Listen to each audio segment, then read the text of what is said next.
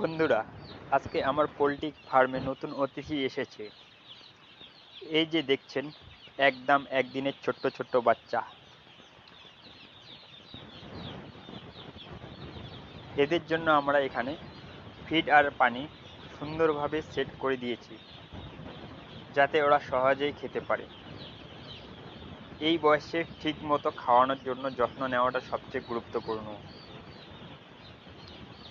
আপনারা দেখতেই পাচ্ছেন, এখানে হিট বা গরম রাখার ব্যবস্থা করা হয়েছে, কারণ একদিনের বাচ্চা সঠিক তাপমাত্রা না থাকলে অনেক সমস্যা হতে পারে। এই ছোট্ট ছোট্ট বাচ্চাগুলি আমরা বড় করে তুলব।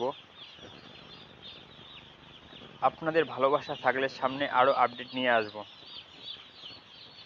ভিডিওটি ভালো লাগলে লাইক, শেয়ার ও চ্যানেলটিকে সাবস্ক্রাইব করে দেবেন, কারণ আমি নিয়মিত পোল্ট্রি ফার্মের